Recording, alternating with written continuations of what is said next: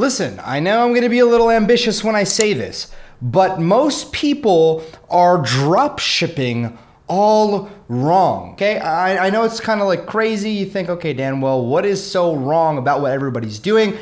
And what do you know better than all of us? Or what do you know better than other people telling us what to do? Well, quite frankly, I really don't know any better than anybody else, but I can tell you what works for me, what has worked for me for years at this point, and what's gonna keep on working. And for the record, I'm not just some random kid who popped up 2 years ago and is giving you this information, or a random kid who just popped up with Facebook ads and you're listening to me now. No, I've been doing this for years now. So I've been doing this for around 4 years or so. I'm going on to my 5th year drop shipping specifically using Shopify. So I know a thing or two about what's working because I've kind of been through it all. I've been through the high ticket days down to the trinket days when fidget spinners were such a huge thing. I even was as far back when people were just getting started hearing that you can even drop ship. And, I was back around when when Facebook had just under 2 million advertisers. Under 2 million advertisers. They have over 6 million now. Just get that. Get that through your head right now. So when it comes down to it, a lot is changing. A lot constantly keeps changing. And unfortunately, people just don't freaking listen for some reason. Markets move in waves. There's always a wave in the market. You'll notice that, consumers will buy things at a low price, and then a year later they might buy it at a high price, and then at a mid price, and then they'll go ahead and buy things again at a low price, then it'll go back to a high price, then a mid price. So, excuse me, I'm dying over here.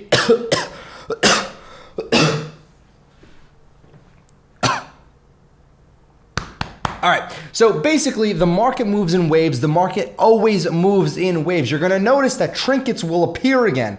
The furniture will start drop shipping really, really well occasionally. The market is always constantly moving. Here's the thing, nothing ever repeats itself, but it rhymes, okay? Nothing in this world ever repeats itself, but it does rhyme. Keep that in mind. So what I want to walk you through is exactly what most people are doing, what you should be doing, what you should be avoiding, and most importantly, what's working right now. So I'm going to break this down to 3 stages. So the first thing that I want to break down is what's working right now and what a lot of people are doing incorrectly that you should be avoiding. So right over here, I'm going to be going to my little whiteboard, well, my keynote. Okay, it's not really a whiteboard. So before I start getting people telling me I'm copying Becker with his whiteboard of justice, no. Regardless, everybody's focusing on this, right? Now, you're probably like, yeah, Dan, no crap. That's why we're doing what we're doing. That's why you're doing what you're doing. You're absolutely right, but everybody's focusing on the now, right? The actual now money, meaning somebody spends $1 to get a $5 sale. Product cost might be $2, right? So they're left over with $2 profit. That's what people are focused on. Everybody's going out here and trying to maximize the ROI here. They're like, okay, if I'm making $2 every single sale, if I sell 1,000 units every single day, I'll be making $2,000 profit every single day. I'll be able to make $740,000 every single year. That is amazing. That's fantastic. But you're wrong. The numbers here are skewed because to be doing 1,000 units a day, you actually have to be a literal freaking god to be doing 1,000 units a day of any product, any one particular product. You have to be a literal drop shipping god, or you have to be Amazon to be quite fair. But again, there might be people doing it. I don't want to put it past anybody, but I've seen people do like 700, 800 units in a day, and that's like $1 million day for them. So 1,000 units in a day, that's a lot of units, understand that.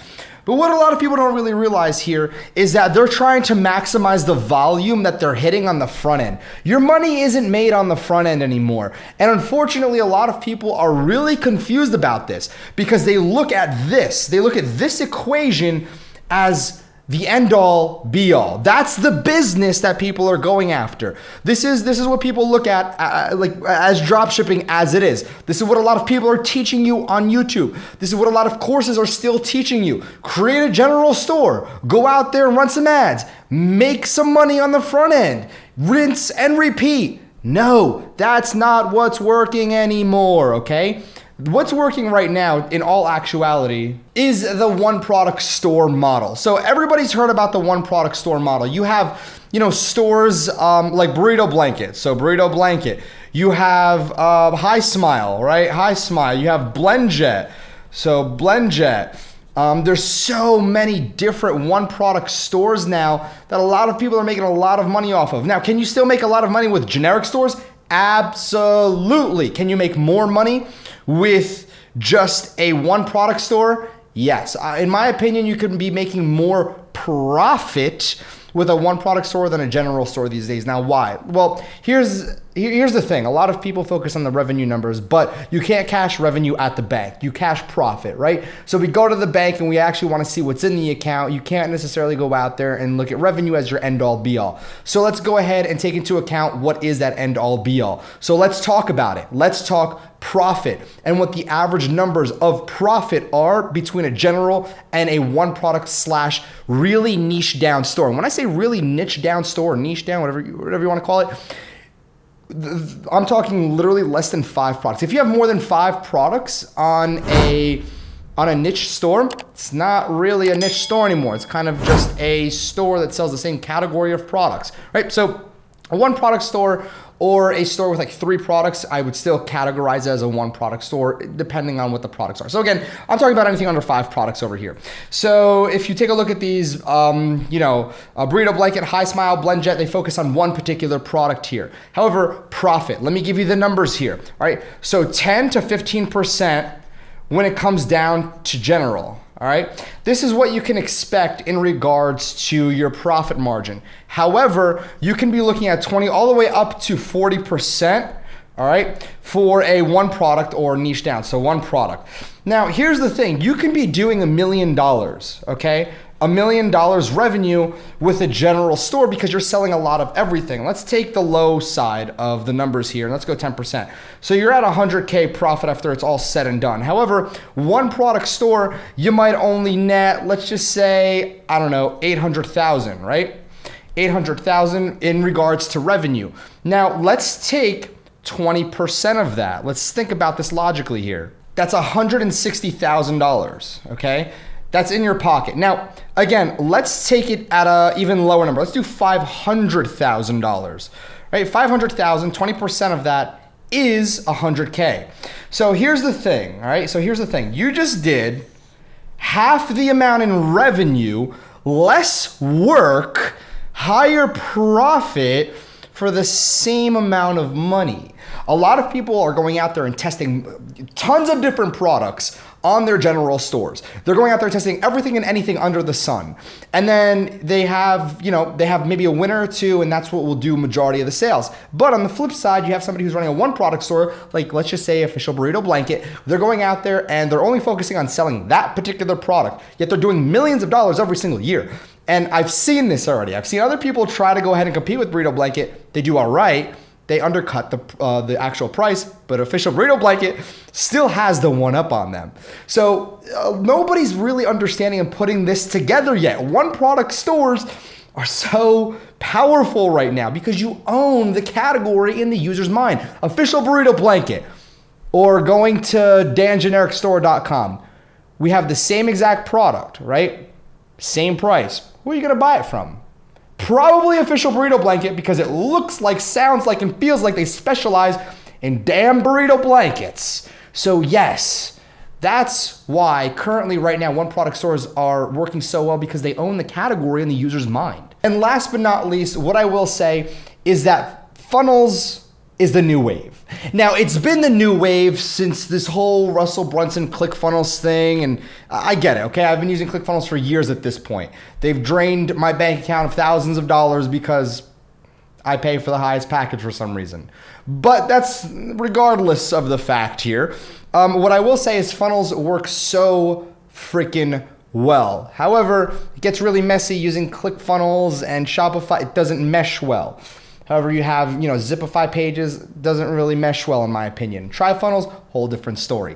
So again, funnels are so important because it increases the average order value.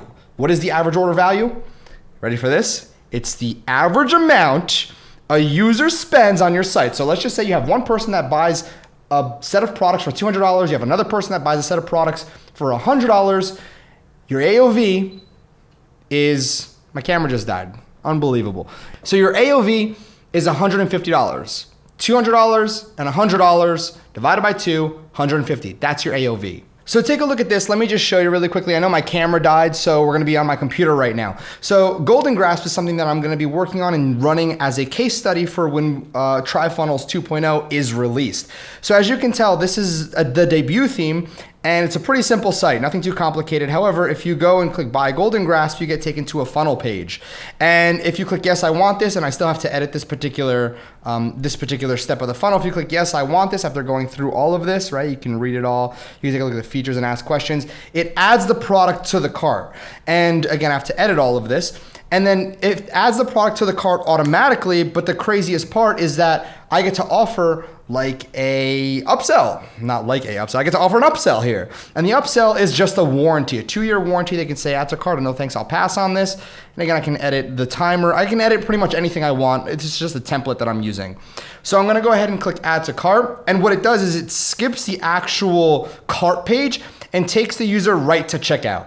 Now, this is so powerful because going directly to checkout increases your AOV and increases the actual conversion for somebody to purchase from you. So again, this is why using funnels is so important, because without a funnel, you wouldn't be able to go ahead and have, you know, this 2-year extended warranty or any type of upsell as well. So that's why funnels are so freaking important. Now here's the deal. I actually have a free Discord link down in the chat, or down, we're not in the chat. There's a description that might look like a chat, but it's not, I promise. So there's a link in the description to join our free Discord group, a live chat group with myself and other members from the Ecom Dudes community. It's 100% for free.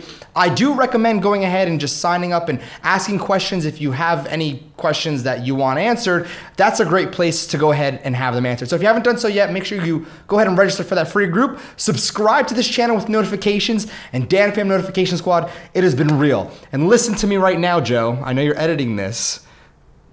Make me look good, okay?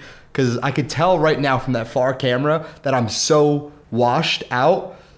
Joe, just work your magic, please. Do something. Make me look pretty, okay? Make me look handsome. Make me look amazing. I'm trying to find my girlfriend on YouTube. See you guys tomorrow.